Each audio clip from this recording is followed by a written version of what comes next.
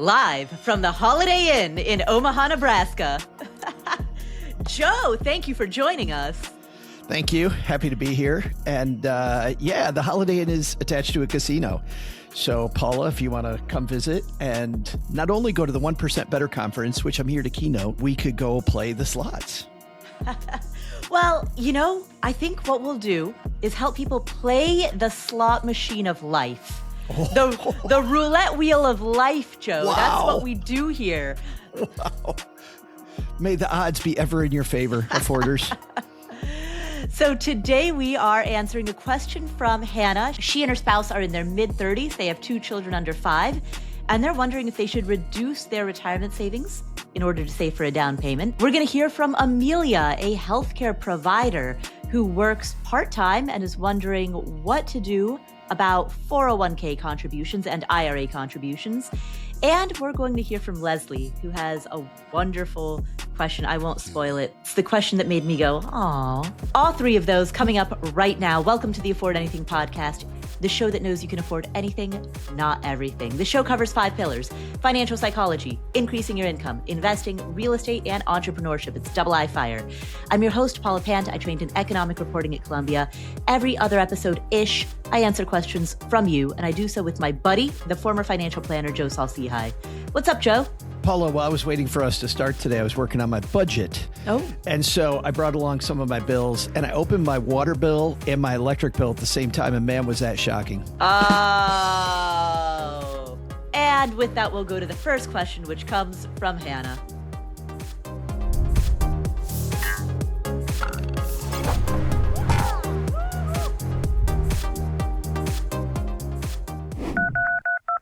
Hi, Paula and Joe. My name is Hannah, and I have 2 questions. I'm in my mid-30s, and my spouse is in their early 40s. We have 2 kids under 5. We make a combined $325,000, with about $60,000 going away in about 2 years. We pay $2,500 a month for childcare, which will be reducing by $1,200 in the fall when our oldest goes to public school. We are both federal employees who currently max out our TSPs, which have a 5% match. I have $275,000 saved, and my spouse has $157,000 saved. We will also be eligible for a pension and Social Security when we retire. Question 1. We bought a home in 2020 for about $500,000 with a 2.5% rate. We live in an area next to a college with a high military population. We want to upgrade to a larger house in about 5 years and keep this home to rent out. My dad advised that we should lower our retirement contributions to aggressively save for a down payment over the next few years. Right now, we have about $20,000 saved for roughly this purpose, $5,000 in a high-yield savings account and $15,000 in a brokerage. We put aside $900 a month, $500 into savings, $400 into the brokerage. If we lower our contributions, we could put in $2,000 more and then another $1,200 starting in the fall. The goal would be to quickly save up $200,000 so we could afford a single-family home, which is around $700 to $900 in our area right now. He argues that we're fairly young and can increase contributions after we've bought the new home, especially since we'll have pensions eventually. Should we reduce our retirement savings? My father also encouraged us to put the money into our brokerage to get the max amount of returns. Is this a good idea? I don't think we have a hard deadline for when we would need to pull the money out. And if we are able to set aside a total of $3,200 by this fall, we should be able to meet our goal fairly quickly and sit on it so that it continues to build returns and we can pull out at an appropriate time. We did discuss our goals and agreed our primary goal is to buy a larger forever home before our oldest is in middle school. But we also think it would be lovely to have lots of money in retirement and be able to travel and help out our kids financially later on. Question 2. We may have the option to move across the country for my spouse's job. The move would happen this year and we would not be ready with a full down payment for a new home. Should we keep our current home and rent in the new city while we continue to save like this? Should we sell the current house if we move, or would moving be a bad financial idea with this goal in mind? The move would be for my spouse's job, but would not guarantee a raise or necessarily better options, just opens doors and provides good experience. We love our jobs and where we live now, so staying put would not be a hardship. Thank you guys so much. I appreciate all the advice you have to offer. Hannah, thank you for the question. And let's walk through some of the math on this. Right now, first of all, I love the fact that you've got pension eligibility and that you're maxing out your TSPs and you're getting a 5% match on that. Those are both excellent staples of your retirement plan. And I do not, before we even begin this conversation about reducing your contributions, I do not want you to reduce your contributions below the match. I want you to be getting the full match. So my assumption when you talk about redirecting, reducing your retirement contributions and redirecting an extra $2,000 per month plus another $1,200 per month in the fall, my assumption this entire conversation that we're going to have from this point forward is that reduction would not be so severe that you would lose the match. Joe, do you think that's a fair assumption? Yeah, right. I do, but I have a little different take, of course. Okay. All right. Well, I'm going to assume that even if you were to reduce your retirement contributions by $3,200 per month, you would still get the full 5% match. Now, if you reduced retirement contributions by $2,000 a month between now and August, all right, you've got $20,000 saved so far. If you save another $2,000 between now and August, then by August you've got $32,000, and then starting that count based in March. So by August you've got $32,000. In August you begin saving $3,200 per month. That means that in order to reach your goal, so $200,000 minus $32,000, you have another $168,000 to save starting from August forward at a rate of $3,200 per month. That means it would take you 52.5 months, which is a little over 4 years, about 4.3 years, which means since your goal is to buy this forever home within the next 5 years, that puts your timing on track. The plan itself, if the goal is 5 years, the plan itself is solid. The only question is, does that disrupt your retirement plan? It's actually longer than 5 years because it's by the time he's in middle school. And middle school will be closer to 12, 13.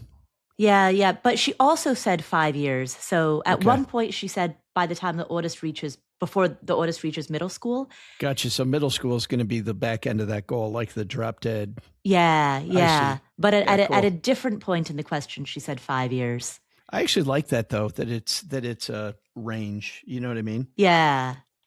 Give yourself a better chance of hitting the target, and you're not disappointed when life hits midway through your strategy. Yeah, exactly. Okay. I mean, so Hannah, the maths in terms of, will you hit that $200,000 goal within the next 5 years at a savings rate of $3,200 per month starting in August and $2,000 a month between now and then? Yes, you'll hit the goal. The maths, the questions that I have for you, number one, I do want to make sure that you're getting the full TSP match. Number two, I do want to question the premise of whether or not you need a $200,000 down payment. And I want to question that for two reasons. One is that you said that you expect that the home that you'll buy will be between $700,000 to $900,000. So already we're talking about an over 20% down payment. And I get that you want to have extra for closing costs and for the move and for other ancillary expenses associated with it. But you don't necessarily need a 20% down payment. It is perfectly viable to get an FHA loan with, for a primary residence, you could do that with as little as 3.5% down, or you could do 5% or 10%. So I do want to question the premise of saving a full 20% because it seems it's not necessary for the goal. There's another premise later on that I also want to question, which I think is the fun of answering any of these questions, Paula, is when we're like, wait a minute, can we think about this differently? But I do think before we get to that, before we get off the idea of savings rate, I think this is the perfect opportunity to roll out. Do you remember that old RuPaul song? It goes, "You better work it, girl." I do not. There was that Britney Spears song, "You Better Work, Bleep." This is the song called Supermodel. Oh. RuPaul has this great old song called Supermodel where it's about going up and down the dance floor. Mm-hmm. And it's a song all about modeling. And this is the perfect time to model Oh, dear. whether this is going to be, no, I think it's perfect. And I think it's I actually think this is a great analogy. I know I had the dad joke earlier. Get away from that. This is the real thing. We want to model this out. And I do think it's sexy, right? To be able to see ahead of time what the future might give us. I don't know if dad's right or wrong when he says, hey, back down your retirement savings. You know why? Because we have it modeled out. If we lower that number, what does it give us? What do we end up with? Do we have enough money? If I can safely get that, she mentioned that she has these two goals that she sees as conflicting. I want to have lots of money, be able to help my kids later. And I want to have this house by the time my oldest is in middle school. And she sees those, I feel like, as diametrically opposed. But are they? Maybe she can have both. They've done a kick-ass job saving so far, and they have the pensions. Mm-hmm. So if they have those and she backs down her retirement contribution, is that going to have a material change on her vision for herself for retirement? Maybe she can safely do that and it's fine. And I think if she can safely do it, then that's the green lights. Hey, let's go for it. Let's put a bigger down payment down because we can. And now I don't have to take out such a big loan, even though it might be suboptimal. Because I also, Paula, question that premise. I don't 20. No, I don't think you need that. Yeah. But if it materially changes that long-term goal and she can't have both of those, I think then we get to the most exciting part of any financial plan, which is when we have to sit down together, Hannah and her spouse, and say, which of these is most important? And if I am going to derail my retirement by getting that house, how am I going to make that up? What am I going to do differently? What's going to change in the future? So while I agree with everything you said, I never want to go below that match. I don't want to give away free money. Like don't give away free money. I want to model this out first. I want to send all my goals down the runway, look at them very carefully, and then I want to discuss which of these goals I'm buying, or can I buy both? Yeah. I agree with you 100%, Joe. The unknowables, at what age do they want to retire? How much money do they want in their retirement? Those are, when we're mathing it out and we're solving for X, the how much money do I need in order to retire is this unanswered question. And it's difficult, they're in their mid-30s. That is incredibly difficult to answer. So assuming that they want to retire at a traditional age in their mid-60s, it is utterly unknowable what kind of health they're going to be in, what kind of lifestyle they're going to desire, what type of family circumstances they're going to have at that age. All of that is true guesswork. So I love the idea of modeling. I also understand how many assumptions get piled on top of assumptions when people who are 30 years away from retirement, again, assuming that they want a traditional age, people 30 years away from retirement are trying to plan for the unplannable. Yeah, I don't know. That sounds to me like an excuse not to do it, which I hear people talk about all the time. But a pilot doesn't get in a plane and go, hey, you know what? Omaha's somewhere over there, but we don't know what the wind shear is going to be. We got no idea what's going on at 30,000 feet. So you know what? We're just going to take off and see what happens. Like that doesn't happen. Like if I know what the assumptions are, then I know how to counter when my feelings change, when outside forces change. Because both of those things are going to happen, right? Inflation, like pandemic, who would have seen that coming? When this stuff happens, though, and I have a model, now all I have to do is course correct. If I don't have any model, you know what I do? I start guessing about what I should do with my money next. So setting up these models to me is always number one. I still want to begin with, okay, let's say I feel the way that I feel now, at the very least. And this is what I do. If somebody really could not articulate, and this is people in their 30s all the time, but they're looking at age 60. If you can't articulate what you're going to want at 60, and I totally get that, let's just say this. I don't want it to be worse than it is today. I want it to be what it is today. And if it is, and we make a few reasonable assumptions over long periods of time, inflation's been 3%. Over long periods of time, getting an 8% return on our money is a doable thing given a risk tolerance discussion, right? Mm-hmm. I model those two things. I model my lifestyle today. I run out those numbers. And if I find out that I'm grossly behind, then I know I shouldn't do what Dad's saying. Or maybe I should, but then I'm going to need to do some course correction later. Right. I need a better plan. But if I'm way ahead of the game, then I know that I have this margin of safety, because I am with you, Paula, that all these numbers are going to blow in the wind, right? Everything's going to be different. I don't think that means we shouldn't model it out. Right. No, I agree with you. Model it out. I 1,000% agree with that. Model out the retirement, but be careful that it doesn't turn into garbage in, garbage out. One thing I often like to say to my students is that there is a distinction between precision and accuracy. And sometimes when we model things out, we arrive at a number that is so unduly precise that we conflate it for accuracy. Yeah. So model it out, but do not, when you see those numbers or that range of numbers, do not conflate the precision of those numbers with the accuracy of that information. Yeah, it's funny. There is this simulation. I'm going to get a little bit nerdy. Mm-hmm. There's this simulation that financial planners use called a Monte Carlo situation.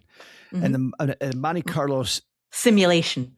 A Monte Carlo situation. It could be a situation and a simulation. We have a Monte Carlo situation on our hands. Hello, everybody.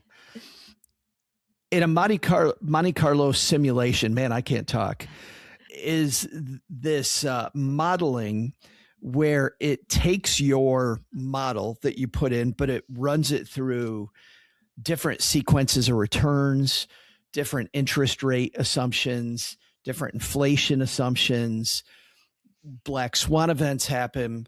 And it says over all these different periods of time, all these different ways that things might happen. Let's say it takes 1,000. In what percentage of these would you have been successful without course correcting? And so people always want to, amateurs, when they use a Monte Carlo simulation, they always want it to be 100%. I don't want it to not be less than 100%, because that means that I shouldn't retire. People always forget, Paula, the end part of what I said about Monte Carlo, which is without course correction. Mm-hmm. So if I have a Monte Carlo simulation where 75% of my projected futures, projected outcomes are positive, that doesn't mean the other 25% of the time I don't get my desired result. It means the other 25% of the time there was a pivot in my future. We know there's almost 100% chance there's going to be a pivot in your future anyway. Right. So I think to your point, we use these modeling tools in a way that they shouldn't be used. But this is a perfect time to model. Mm-hmm. To go, you know what? If I take Dad's advice and I lower my contributions by X, it still looks like I have a huge degree of probability that I'm going to still reach my goal. Or there's a huge probability I just screwed my retirement, which isn't what we want to hear, but it's still great information before I make this change. Right. Should we talk about the other piece of Dad's advice, which is put the money in a brokerage account so that it can grow more? Can I use 3 words? Ooh, I hope they're spicy. Will they have to get bleeped? Are you using bleepy words? I don't know how spicy these 3 words are together, but word number 1 is don't. Number 2 is do. Number 3, it. Don't do it. Do not. It's the hot stove. It looks sexy. It's awesome. I am a couple hundred yards from a casino right now, Paula. Right. That is a casino move. That's a casino move. The slot machine of life. You know, when the economy is booming, when the stock market is booming, it is easy to mistake the stock market for a high yield savings account. That goes on until it doesn't. And when it doesn't in the worst way. Just ask 2008. Yeah. Yeah, 2008 said, "Hey, hold my beer. Yeah. I'll ruin some goals." Yeah. Yep. But Hannah, to put that in a less flippant way, you said that you're okay with stretching the timeline. And so the max timeline based on middle school sounds like it's about 8 years away. And then I would say, okay, if you are very serious about 8 years, then we should talk about maybe some variable tools to use.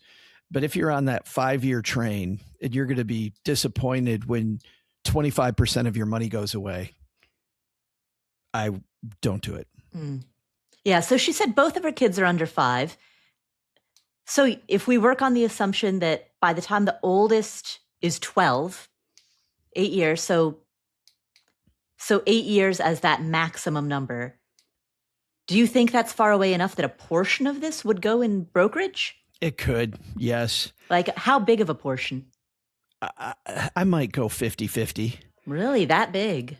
Yeah. Yeah. And I would use a collection of government bonds and really mega cap, super value oriented stocks like utilities and railroads, I would not have any small value size companies. I wouldn't be playing the AI game. And then as you feed those out, at what, because you're sliding that amount out towards the short-term bucket. So basically, if you think of kind of the bucket that of 1 year, 2 years, 3 years, 4 years, 5 years, 6 years, all the way up to 8, right? As time moves forward and that 8-year goal moves to, that 8-year maximum threshold shifts down to 7, then down to 6. At what pace do you slide those out from 50-50 to 100-0? I don't think you have to be 100-0 until the year before. And I think that the year before then, we maybe have 20% of our money in Ginnie Mae's and the rest of it in this high yield savings account. I'm shifting out of those stocks 4 years from now at the latest. I don't know. What's funny is I even sit here and hear myself say this and I'm like, is all this worth it? Yeah. Worth it? Yeah. Is it worth it? Like in actual nominal dollars, how much are we talking about? Well, and here's the thing, right? Not even a nominal dollars in behavior, which is now I have this more complex strategy that I have to follow. The propensity for people to begin playing guessing games about, do I actually keep following this strategy or do I move it? Like, man, this was my full-time job, was to make sure people kept saving the way that they were saving and putting money into the things they were supposed to be putting money into. And even as a pro, my clients would get me to start guessing, right? Should we do this now, Joe? Should we really do it now? And, I'm reading the Wall Street Journal every day. I'm watching CNBC and I'm like, well, the Fed's about to make a move next month. Yeah. Maybe we just wait a month. Yeah. And then I go, what the hell am I talking about? No, let's do it now. Do it now. Yeah, exactly. I am, based on our interview with Cullen Roche, he really sold me on T-bill and chill. Ever since hearing that and looking more into it, I am, especially for money that is in a 5-year or less bucket, have become a pretty big fan of the T-bill and chill approach. It would be easy to model out. I'm not going to do it for this for right now, but it wouldn't be hard to model what the delta would be, potentially. So what's the risk reward? But there's another model, about is there any efficacy in this grandiose land the plane, get into stocks and not stay in stock strategy. Right. And if you're modeling that out, you have to model the range of here's the expected return with T-bill and chill. And then here is the range of returns if you were to put a portion of this into Ginnie Mae's. And then you're spreadsheeting all of that and looking at, is the juice worth the squeeze? I think with that time frame, by the way, Ginnie Mae beats T-bill. This is where Ginnie Mae and chill would beat T-bill and chill. Because with an 8-year time frame, the difference between implicit and explicit backing of the bond has a material outcome in your pocket. I think couldn't be Ginny May and chill. It would be like Ginny May and stay. Ginny May and stay versus T-bill and chill. TM. Got to trademark that crap. But the short answer is, I think your best option is to not do it. Yeah, I agree. It's an interesting mental exercise, but again, I don't like the tendency to fall into the thinking around the market being a high yield savings account. I think psychologically that's a dangerous road to walk down. And the issue that we're all facing is that from 2009 through today, we have essentially been in a nonstop bull market. Technically, there was a minute in 2020 when we went into a bear market. But recessions are defined both by severity and by duration. And the recession of 2020, although briefly severe, the duration was so short that we've all collectively forgotten about it. And what that means is that we have had the experience of having a continuous or near continuous bull market from 2009 through now. And that can lead people into believing, even subconsciously, that the market is a high yield savings account. No, we just did a headline story about this on Stacking Benjamins, Paula, and there are some new studies out that show that the longer this bull market runs and the further away catastrophic losses to a wide swath of people get in the rearview mirror, the more we treat the markets like a slot machine. Going back to this casino right here, this is the reason, part of the reason, not the entire reason, but a part of the reason why so much money is pouring into these bet on anything daily market online.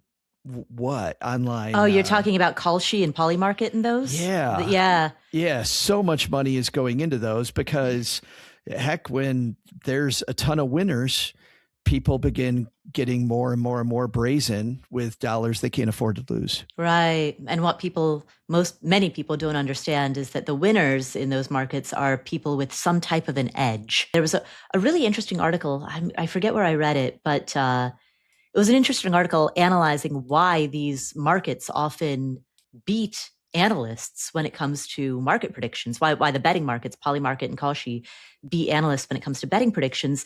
And one of the reasons is that if you're an economist, you are required to make a prediction every month, whether or not you have a high degree of confidence in that prediction. Whereas if you are betting on one of these markets, you are not required to do so unless you have a high degree of confidence. And so you have this selection bias in which people tend to, particularly people with an informational edge, tend to bet only when they have a huge degree of confidence, which is why over time, in aggregate, the betting markets tend to have a better track record than economists do. That said, the people who win in betting markets are the people with an informational edge. Yeah, I read a story a couple of years ago about in DraftKings that the people that run DraftKings have algorithms that take the other side on stupid bets because you have a couple beers and sit down with your phone, pop some money into a really dumb bet on DraftKings, and the algorithm takes your money.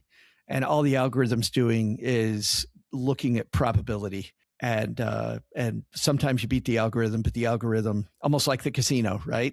The casino 51 to 49 edge on the roulette wheel. It's going to lose a lot, but in the law of large numbers, you come out behind. Yeah, exactly. Which is funny because, you look at like the stock market, 1 year in the stock market, and we just looked at these numbers as well. I always compare 1 year in the stock market to a roulette wheel. But it's 53%, Paula. In an average year, you have a 53%. So you're positive EV. Yeah. In 1 year, you're better than all you got to do is leave it there for 365 days and it beats the roulette wheel.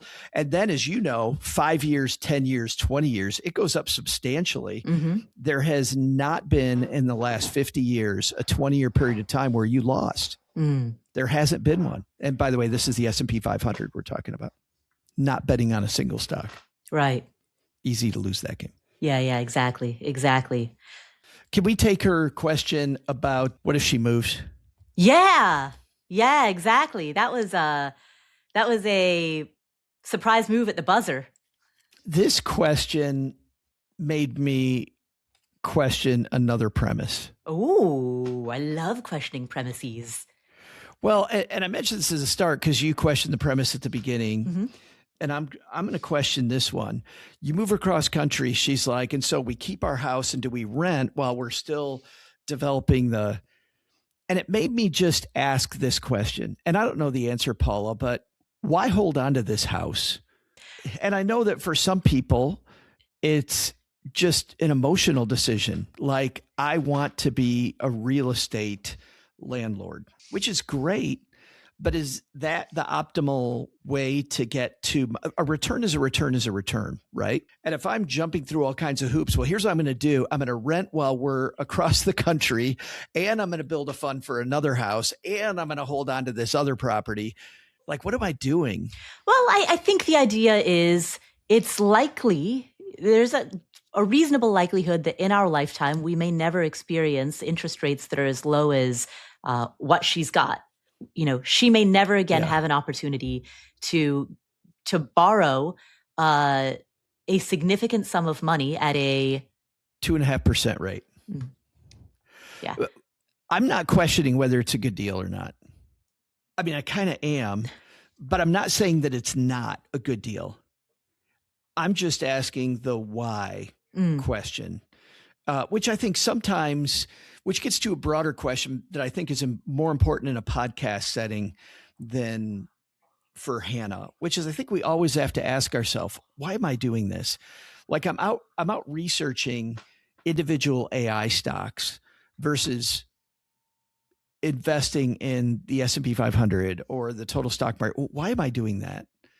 What's my motivation for this? And I feel like sometimes we make some moves that we categorize as financial moves that really behaviorally are something different than that. And I don't know the answer, but I was like, if I lived halfway across the country, I've never been a landlord before. And now I'm introducing some complexity into my life. And don't get me wrong, there's this amazing person who has a course that will help you get this done. And it's not as hard as you think it is if you follow some standard operating procedures. But I did have this moment where I said, I think it's important to bring up why. And I'm glad you asked that question, Joe. My bias is generally to hold on to a home unless there is a compelling reason not to. And the reason that I bias in that direction is for the following. Number one, you've locked in a very low interest mortgage. You've also locked this in as a primary residence mortgage. So these are the most friendly borrowing terms that you will likely ever be able to get. Number two, there are huge transaction costs associated with selling a home. You take a 6% haircut right off the bat, not even counting the money that you spend in additional repairs, maintenance, staging, professional photography, et cetera, et cetera. There are just massive, it's like you talk about a mutual fund with a back end load, like a house is just the ultimate loaded fund in that regard. The transaction costs are substantial. And to me, because of the friction, the financial friction around those transaction costs, there needs to be a why around selling as well, not just a why around holding. That why has to operate in both directions. And I think can I stop right there? Because I really like that point, and I want everybody to pause on that point for a moment, because I think we also do that with our stock portfolio. Charles Schwab a number of years ago did a study showing people are more likely to sell their winners than their losers, which is more proof that we don't think through our why. Why am I selling the thing that's doing what I want it to do? Well, isn't that just rebalancing? No. Completely get out. Not clear. I want to emphasize this is a clear, different thing. This is I'm selling my winner 100%. And I'm holding on to my losers, but I hold on to my losers because it's an emotional decision that I think that if I hold on a little longer, this bad decision that I made, which I could have never predicted, by the way, that there's no judgment in the fact that I didn't predict the future, that this stock was going to do what it did. We're likely to hold on to it, hope that it writes the course. Yet historically, momentum in the stock market is a real thing, and winners tend to win and losers tend to lose. And so we're selling the wrong positions and we're holding on to the right ones. So it's funny because I like the fact that you're bringing up the other half of this argument, which is there also should be a reason beyond, well, I think it done real good and it's time to get out. Like why would I do that? If I'm rebalancing, then I have my why.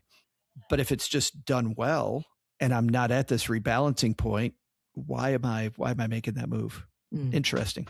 But to the question of whether you should hold, whether it's worth holding on to as a rental property, my favorite equation, and I know I talk about this all the time, is cap rate.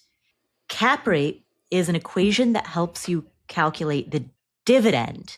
It's not the total return, but it is the unleveraged dividend on that property. And so if you calculate the cap rate, and then you add that to some reasonable appreciation estimate, market-based appreciation estimate, but I would say anywhere between 3% if you want to be conservative, 5% if you want to be a little bit more aggressive, anywhere between 3 to 5, or you could split the difference and call it 4, but tack on some between 3 to 5% as a reasonable appreciation estimate. That number plus the cap rate, which is the unleveraged dividend, that will equal the total unleveraged return on the property.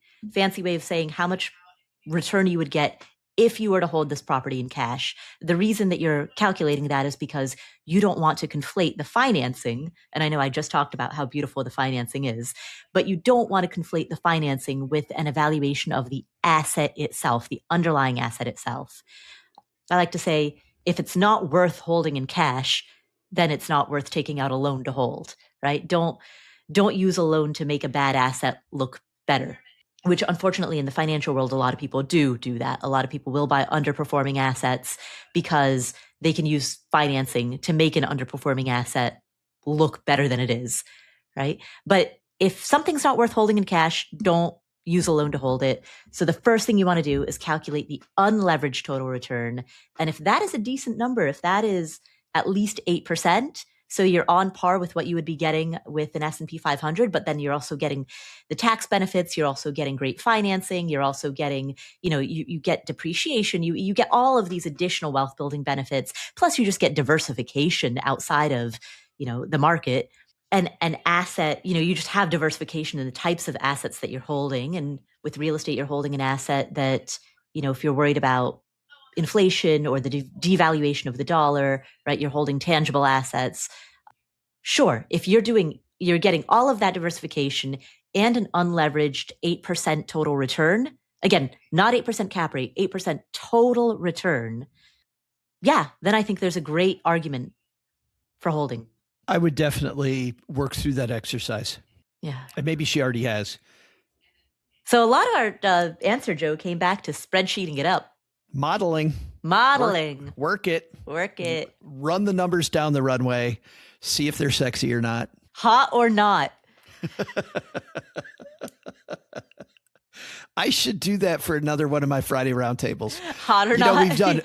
We've done love it or leave it, right? We've done financial game shows. I should do hot or not. Hot or not. That's totally it. Ginny, May, and Stay. We coined a new one. All right. Well, thank you, Hannah, for the question. And best of luck with whatever you decide. Please call us back with an update 6 months down the road. Let us know how this decision shook out. Our next question comes from Amelia. Good morning, Paula. I'm calling from New York. I'm a healthcare provider. I work part-time. I work a total of 16 hours per week. Gross salary is $110 per hour. I'd like to do essentially a 401k with my job as well as a traditional IRA. My question is, based on my salary and roughly 40 weeks of work per year at $110 an hour, 16 hours per week, how much per paycheck should I be, what percentage per paycheck should be going to my 401k while doing a traditional IRA? In the past, without a 401k, I would put the max in January into my traditional IRA. So this year, now that I have a 401k with my job, I want to make it tax efficient and easy for my CPA. So again, my question is, how much should I put per paycheck towards my 401k? And how much can I put in the month of January of the year 2026, where I think the traditional IRA max is about $7,000. Thank you and have a wonderful day. Amelia, thank you for the question. And what I would start with, because I want to question the premise of what you've asked, I would start with the question of how much do you need for retirement? This goes back, Joe, to our previous answer with Hannah. It does. Right? You stole my answer. Oh, well, I was inspired by hearing your answer to Hannah's question. Good save. Yes. Nice save. Yeah. Yes. But same thing. Yeah, you don't start with the answer, how much should I save, should always first be answered with the question, how much do I need to save? And as you pointed out brilliantly, I might add earlier, we don't know that number, but we do know directionally, right? Mm-hmm. We know what's going to get us in the ballpark, and that is modelable. So the things that you want to think about, I mean, and we kind of talked about this when we were talking to Hannah and addressing her question.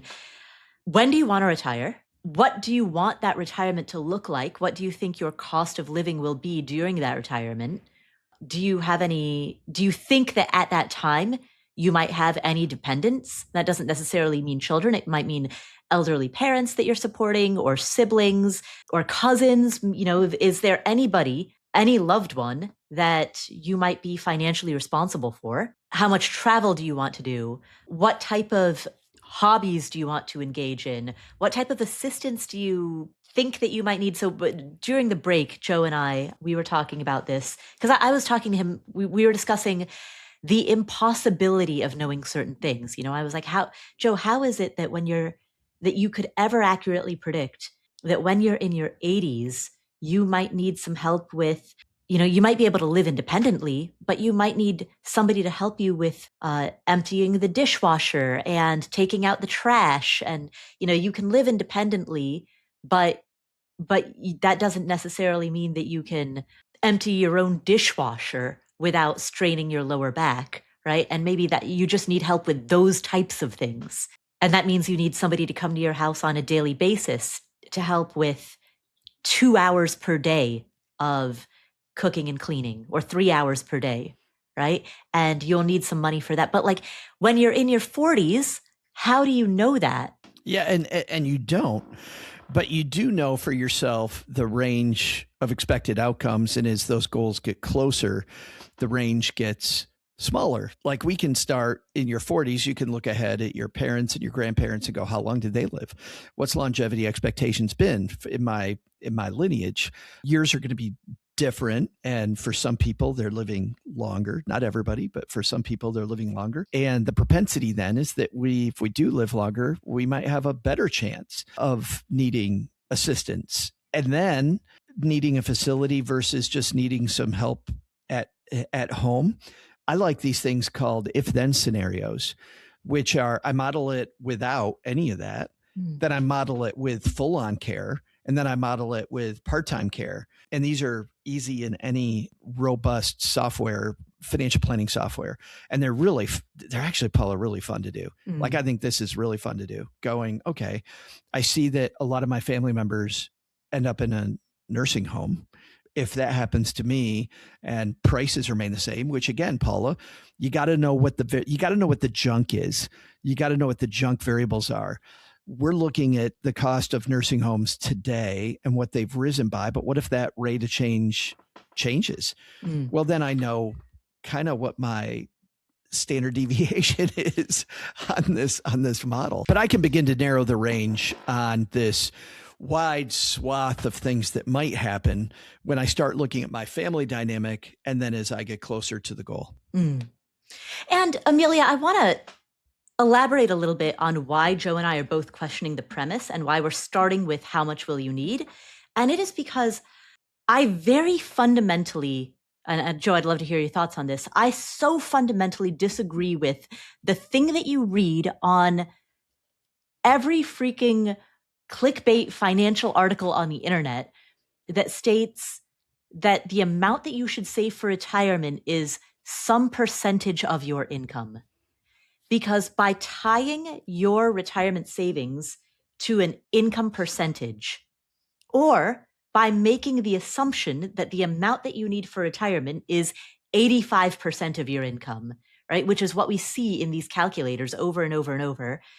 People are tying that expectation to your income rather than to your expected expenses.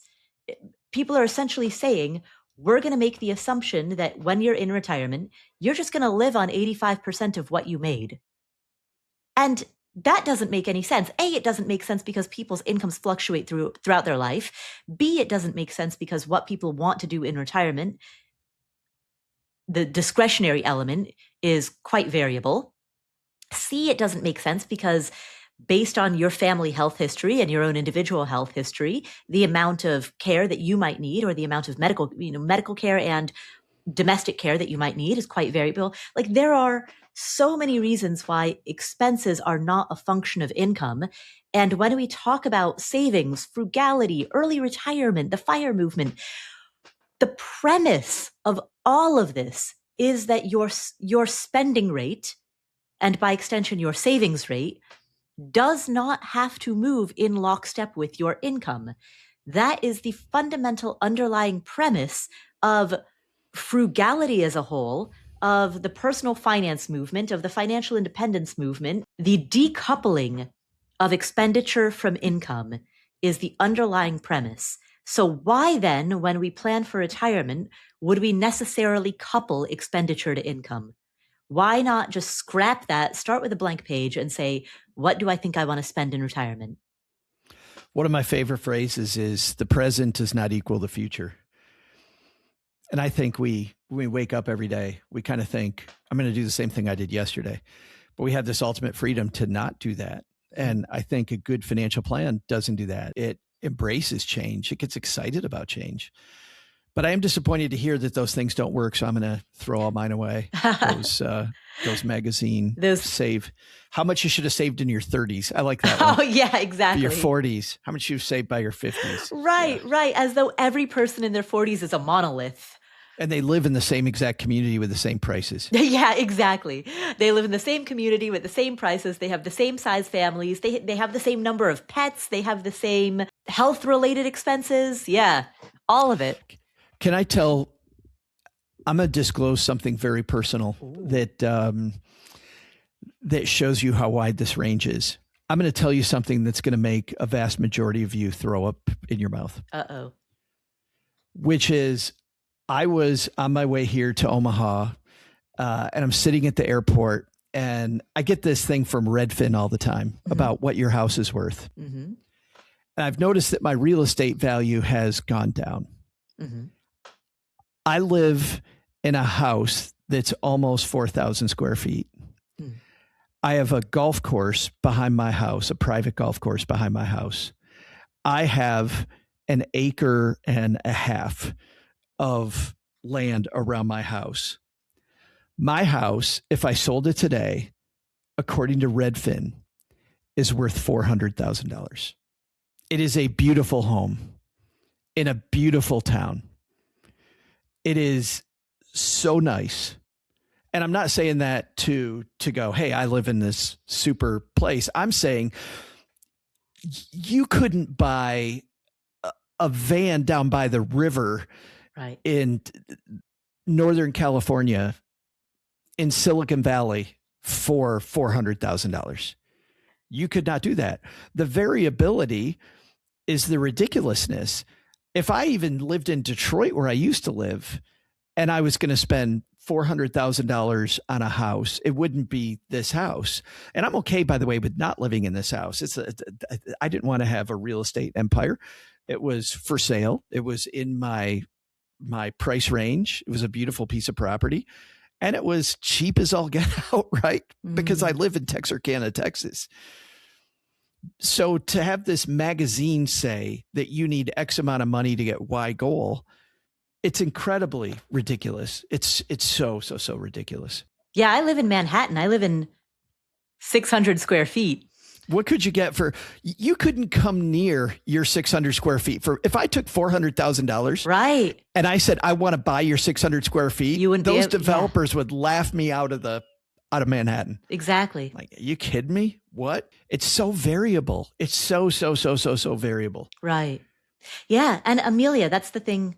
You know, when you ask how much should you save for retirement, do you want to stay in New York or do you want to retire in a low cost of living rural community? Or do you want to geo arbitrage and go to Medellin in Colombia or even less to Bali? expensive? Yeah, exactly. To Bali, Indonesia. Like, what?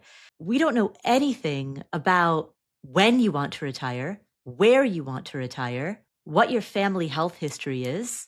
I think that for ease of management, assuming the fees are low inside your 401k and you're eligible for the 401k. So I would manage around the 401k.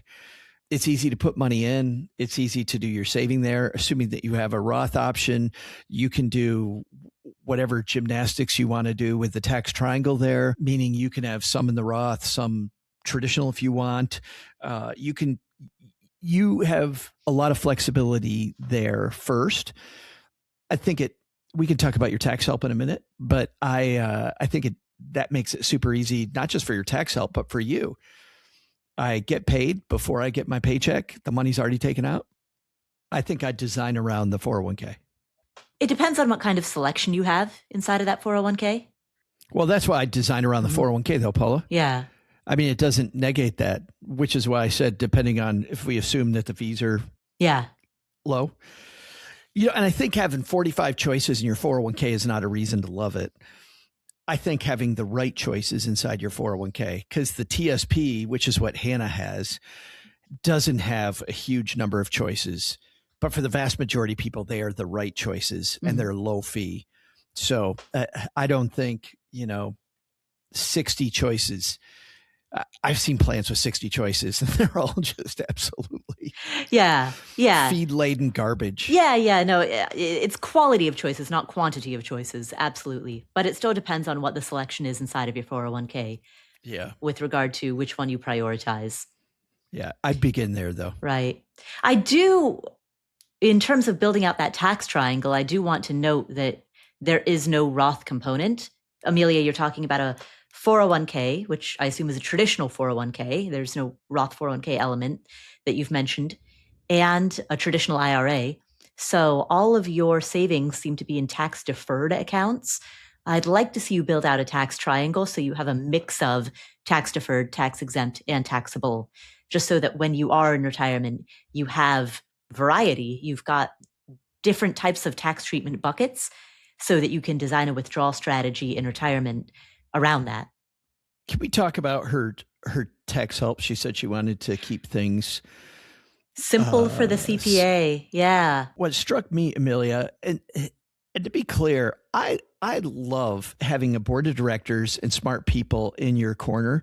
And I'm going to talk about that more later on in the podcast. Based on the situation that you told us, you might have other things going on, which have extenuating circumstances. But if you have a W-2 job, a traditional IRA, and a 401k, I've got to tell you, tax software is amazing now. And if you haven't tried it, it's so straightforward. Now, if you have anything at all complicated, having that CPA in your corner is a great idea. But what I heard, it isn't what you said, but it's what I heard, was you may be grossly overpaying for education and advice that isn't serving you because of your circumstances. And I do want to emphasize, Amelia, we're operating on the assumption that your tax situation is as simple as you've got a job and you've got a 401k and an IRA. Like if it's that simple, yeah, you don't need a CPA. If maybe prior to your current role, maybe when you were in your 20s or early 30s, you had a business that you later sold, but now you still get residuals from it. And maybe you have a couple of rental properties that you haven't mentioned because it's not relevant to this particular question. And maybe you wrote a book when you were 32 and you're getting royalties from it, or you wrote a piece of software and you're getting payouts from it. If there are other elements that make your tax situation more complicated, then yeah, absolutely get a CPA. But if you've just got a job and a couple of retirement accounts, you certainly don't need a CPA for that. Even if you wanted to talk to a human person, you could go to an EA, and an EA is going to be a lot cheaper than a CPA. And they also have very rigorous standards. They know a ton about the tax form specifically. That is what an EA does. They might not be qualified in all the huge tax planning areas that a CPA is, but when it comes to knowing that tax form like the back of their hand, as Mom says, they're really good at that. Yeah. In fact, a lot of CPAs hire EAs to work in their firm. Yeah. Mm-hmm. So even if you do go with a CPA, there's a good chance that an EA is going to be handling a lot of that filing with the CPA there to look over it and to manage the EA. And those big tax firms that you see in every town in America, the H&R Blocks, Jackson Hewitts, and now TurboTax, by the way, is going into brick and mortar as well. Those are staffed with EAs. That's the heart of their business is EAs. Yeah. So at a minimum, even if you do want to use a person, I would switch from a CPA to an EA because the savings are going to be substantial. Again, unless there are some other complications that you haven't mentioned. But Amelia, to your core question of how much should you put aside for retirement, start with the end in mind. As the author Stephen Covey says, start with how much money do you want to have when you retire? How big do you want that portfolio to be? What retirement income do you think you need? And then how big do you want that portfolio to be? And then work backwards. That is a much better approach than looking at your income and trying to extrapolate some percentage of your income, which is a very fundamentally flawed approach. And unfortunately, that's the approach that we read about online in article after article. But Joe and I both agree that the conflation of income and expenses in that approach is misguided. And if you can decouple income from expenses and look purely at what do you think your spend will be and work from there, that is a true start with the end in mind approach. So thank you, Amelia, for the question, and best of luck. Our final question today comes from Leslie. Paula, I am just listening to episode 678. One of the callers, who was anonymous, just mentioned that even the guests that you have on your show benefit from your articulation of ideas, and I couldn't agree more. And one of the questions I've been wanting to ask for a long time, since listening for years, I guess to both you and Joe, is you answer the questions with such wisdom and precision. And I'm so curious, is there any aspect of either of your lives that you would love some kind of community wisdom from? Because you give such articulate and thoughtful and deep responses in a way that balances each other. And I'm curious, what are you grappling with? And I wanted to ask that for years, but I've only had the courage to ask that since I recently had brain surgery and I faced my own mortality, and it was a benign tumor, and thank God. Anyways, now I finally have the courage to ask you, what do you want to know from your audience? Is there anything in your life, financially, personally, career, anything that you're grappling with that you would like some kind of collective wisdom on? No pressure, no pressure, but I'm super curious. Anywho, thanks for considering this question. Oh, Leslie, thank you. Thank you so much. It's very sweet. Thank you so much. I'm just honored. I'm honored that you would ask. And congratulations on developing that courage, and I'm sorry it took such a scary situation for that to happen, but what a beautiful gift on the other end, the courage that you've developed. I hope that you express that courage every single day in ways both big and small, because that's the key to unlocking a great life for yourself and for the people around you. So let's do it, Paula. You've had some time to think about this. Yeah. So for me, the biggest question that I would want to ask to all of you is, how can I best serve you? What should I be doing? Or conversely, what am I currently doing that I should not be doing that would allow me to serve you better? And how do we grow this community? I think about all the people who could really benefit from hearing these discussions, from learning about, just in this episode, when we were discussing Hannah's question, we kind of I don't think we used the phrase recency bias, but, we kind of touched on the recency bias of when the last market crash was in 2008, it's so far away that we tend to forget the lessons that came from it, right? So that's financial psychology. And then, of course, we talked about investing in ways in this episode and in ways that are fairly obvious. We talked about, we didn't really talk about increasing your income, but we talked about real estate. We didn't really talk about entrepreneurship in this episode. But, when I think about these 5 elements, financial psychology, increasing your income, investing, real estate, entrepreneurship, these are the elements that most people never learn about.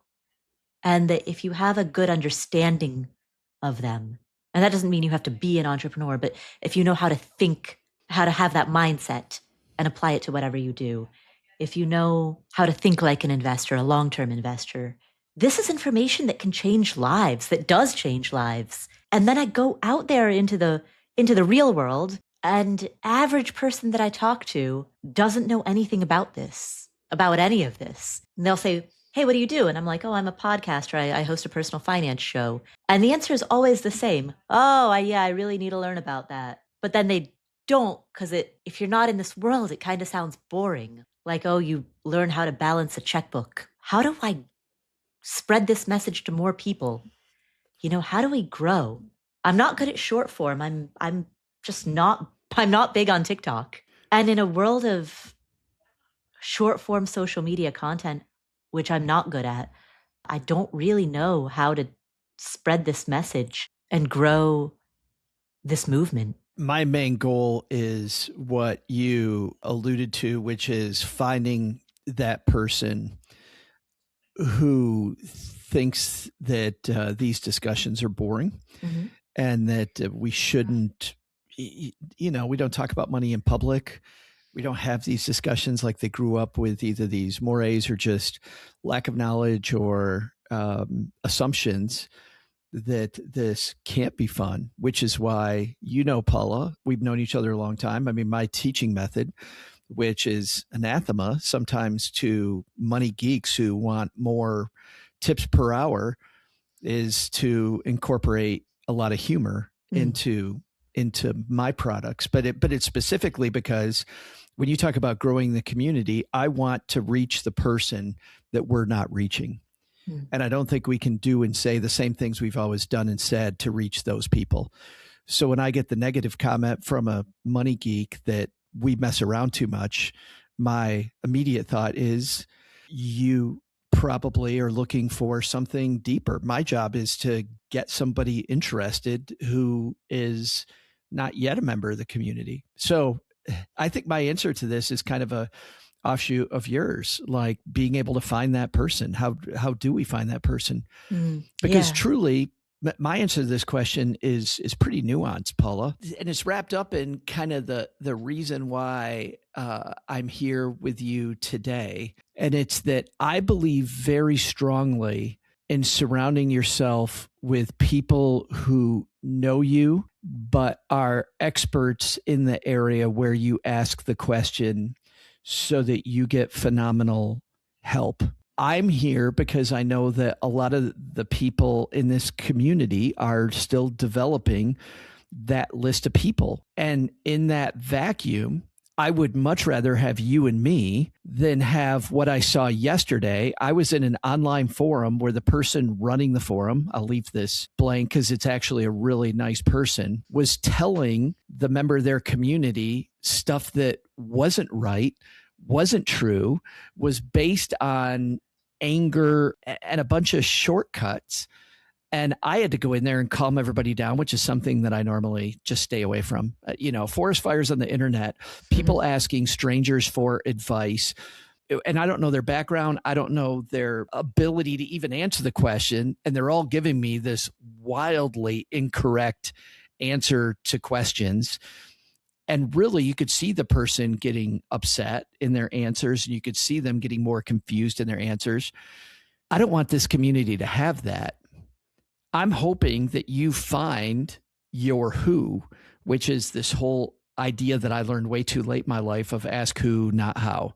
Ask who can help me with this. Who is the person that knows me and knows the answer so we can get the shorthand of, Joe, this is exactly what you need to do for you behaviorally. And for the answer to this question, this is the answer that you're looking for. At least this is the path to the answer.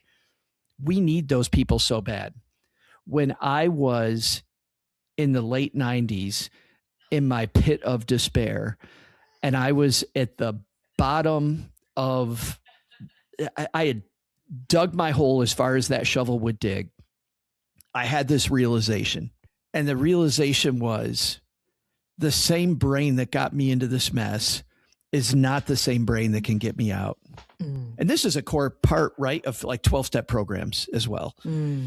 It's the same if you're in debt. It's the same of any time when you're facing difficulty. My brain figured out a phenomenal way to build a debt hole. My brain was not going to be able to get me out. Now, my brain could help get me out, but I needed help. I needed to change the who's around me. And when I did that and I got better help, I was able to find the ladder and get there much more quickly, much more confidently to money success than I ever believed was possible. But you're not going to do it talking to a bunch of strangers that don't know what the F they're talking about. I very much am here because of the fact that in the area of money, there's a bunch of crap I don't know, but in the area of money, this is an area I care deeply about and I know a bunch about. And I'm happy to be your who, along with Paula, while you develop your who's in different areas of your life. So I would say that by definition, there is nothing I want to ask you. And I don't want to say that flippantly, but it's because I don't know you. And it's because I don't know your expertise. And Leslie, as an example, if I had gone through a situation or I was getting ready to go through a situation that was similar to what you were going through, I would want to ask you how you navigated that, because I know that you've been there, because I know you are now an expert in this awful area of life. So Joe, maybe what I hear in that is it sounds like that what your ask is an invitation for every person listening to, at the individual level, in their own circles, in their own communities, to spread the wisdom that they have. For each person listening, to spread the wisdom that they have to the people around them who could benefit from it. It's so fun. It is so, and you know what's funny, Paula, is that it is funny. When I'm a kid around the holidays and our family, celebrates Christmas and my birthday. And when I was a kid, I thought it was phenomenal getting gifts. I just had a birthday recently. I told my friends, if you bring a gift to my party, I am going to be mad. I'm going to be, there's nothing you can give me besides your time and who you are, right? It is far more important for me. It's far more fun for me to give. And having that switch is so freaking amazing. It is so amazing. And I'll tell you, even when I was climbing out of my hole, I began mentoring other people that were deeper in the hole than I was. It made my path easier. And I think this is also why in 12-step programs they do this, right? You have a sponsor who's walked this path ahead of you and is still walking the path ahead of you. being able to help somebody else makes you stronger at the thing. Me showing up to this recording today makes me stronger in being able to talk about money with people. I had this woman reach out, this young woman graduating from Southern Arkansas University, wonderful woman named Jalen, who wanted to pick my brain. I said, let's go to breakfast. She happened to be in Texarkana. She's local to me. I had the most wonderful time with this woman who's at the beginning of her career, helping her avoid all the mistakes I made, Paula. It was so fun. So yeah, 100%. Go. I didn't mean to diatribe. Go do that. Go take the thing that you're good at and teach it to somebody else. And I can almost guarantee that no matter who you are, you will light up. Yeah. Teach everything you know. Share every piece of wisdom you have. But yeah, I mean, and that's my question is how do we reach more people? How do we grow this? And that's why, in every episode, we've kind of turned it into a joke where we say, share it with friends, family, neighbors, colleagues. And then oftentimes we turn it into a fun joke where we reference very obscure people in your life. The mailman, the barista at Starbucks, the person wrapping your burrito at Chipotle. Which does bring up one thing on this, Paula. Uh-huh. Which is that when you leave us a review, this is something I would ask. When you leave Paula or I a review, and I don't know how you feel about this, Paula, but I'll tell you how I feel about this, which is strongly. I really like Spotify. Mm-hmm. I can't stand Apple. And the reason I can't stand Apple is when somebody leaves me a review of something they don't like, I can't have a discussion with you as the creator of the product.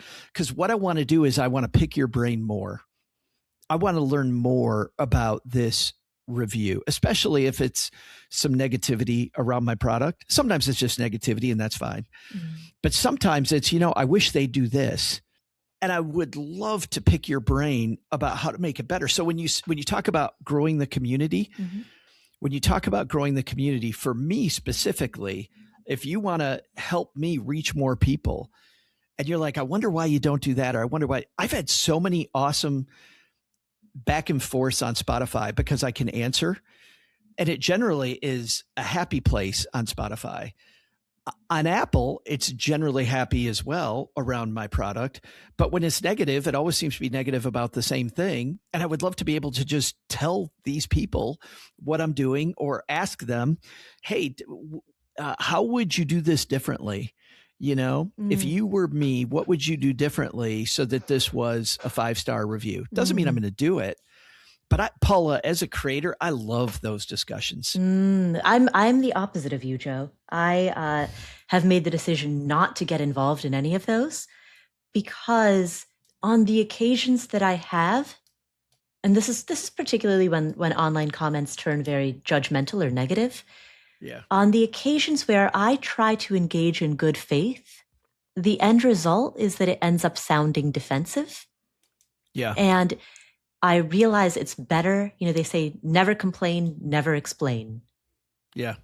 Shorter is stronger.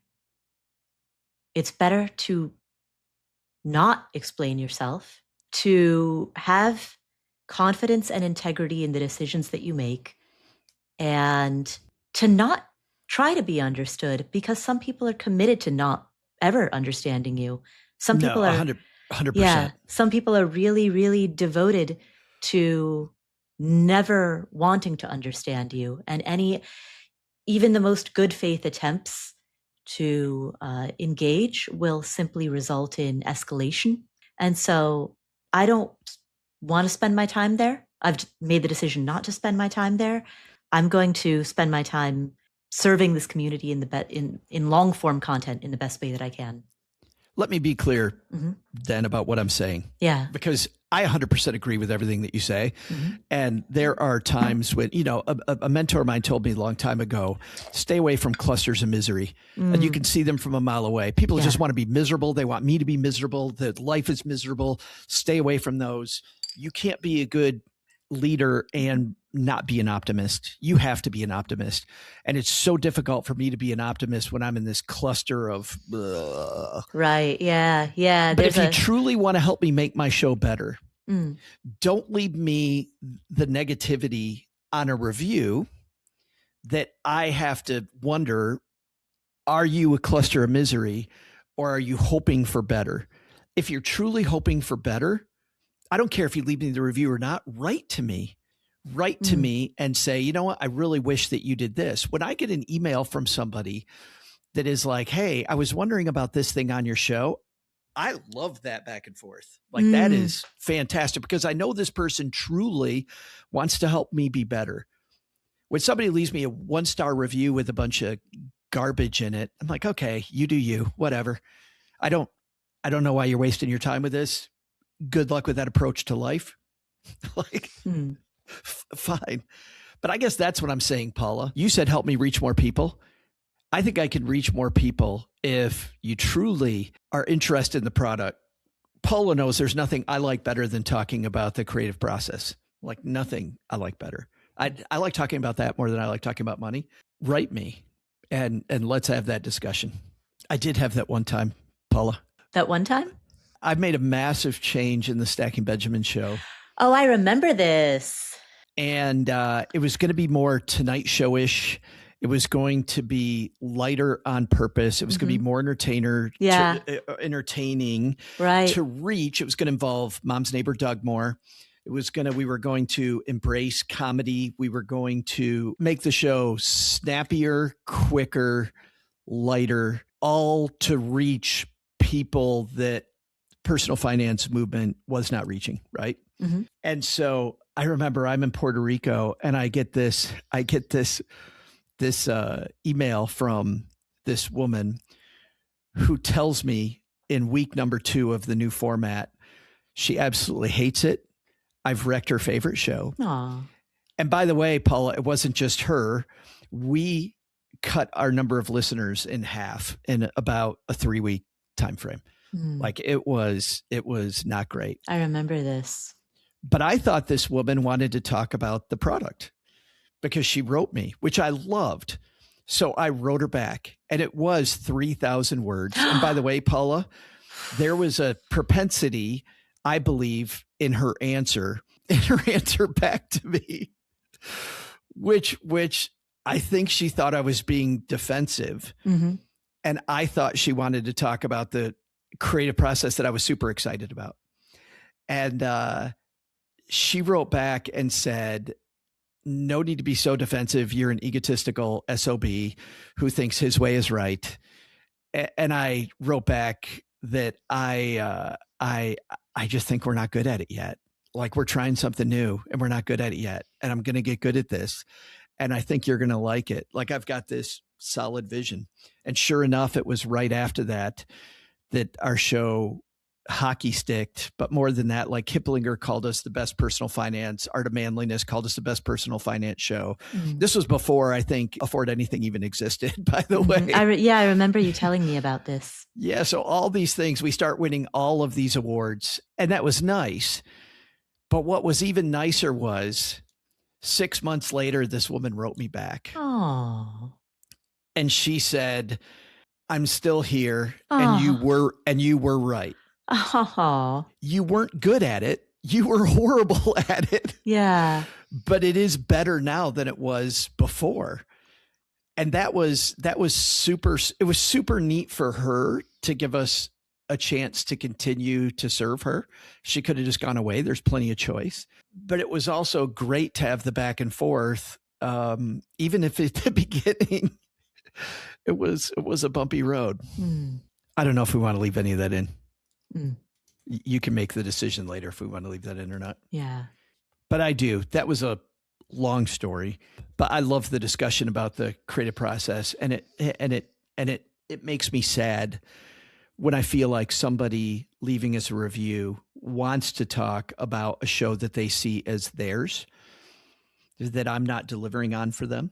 And if that truly is their motivation, man, let's talk about it more. Joe, you and I are a bit different. More than anything, what I'm interested in is reaching that segment of people, that new segment of person who needs this information. You remember recently we answered a question from someone who his brother-in-law went on vacation in Mexico and came back all fired up about buying an investment property in Mexico. Right. And I see this type of thing over and over and over. People who don't have structure around their thinking when it comes to investing.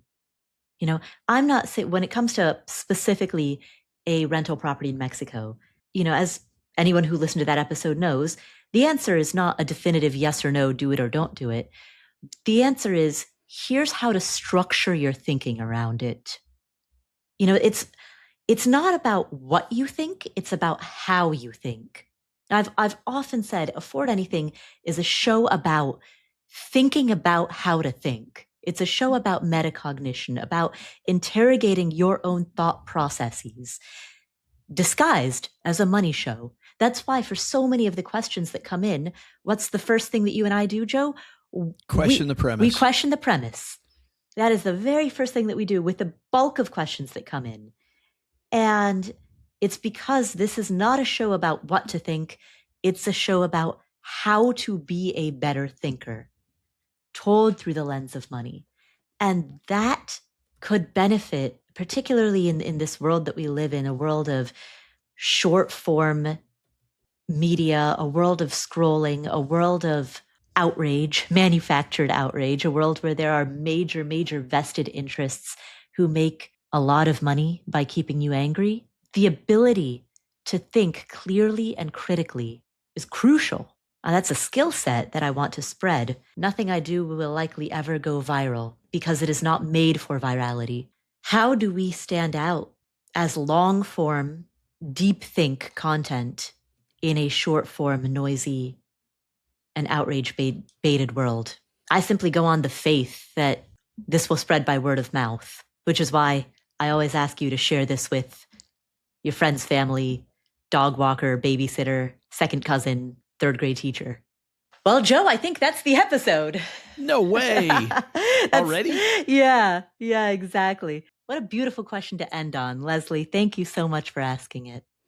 I love all of these questions, thinking about your thinking, modeling, the importance of modeling, but not expecting your model to be predictive as much as to have it show you a scope of possibilities.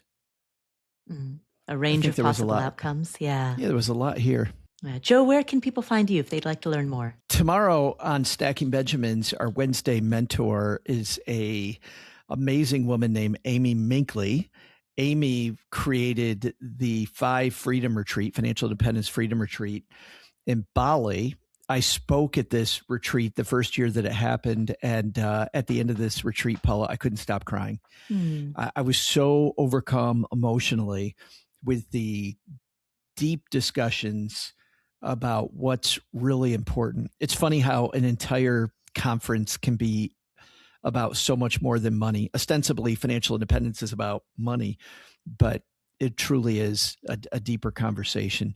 And Amy and I don't talk about the retreat. We talk about, now that she's been a creator in the space for a while, we have a really wide-ranging discussion about how her feelings about financial independence have changed over the past few years. And not just because she's in a different place, so she's had her own journey that we talk about, but also because she's on the side that you and I see that most people don't see, which is now that you see a wider range of people and where they're at in their journey, how has her feelings changed?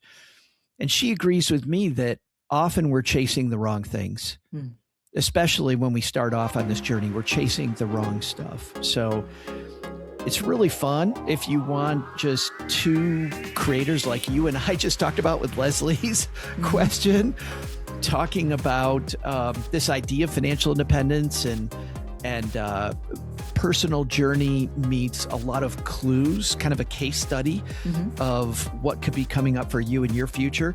I think you'll love this discussion with our friend Amy. Wonderful. And that's at the Stacking Benjamins podcast. Wherever the finest podcasts are found. Well, thank you so much, Joe, and thanks to all of you for being part of the Afford Anything community. I guess I've already said the thing about sharing it with your third grade teachers, dog walkers, second cousins, mailman. So, but you got to. But please do. Please do. And please leave us a review. Up to 5 stars. We also have a newsletter that I would love for you to join. It's affordanything.com/newsletter. Thank you so much for being an afforder. I'm Paula Pan. I'm Joe Saul-Sehy. And we'll meet you in the next episode.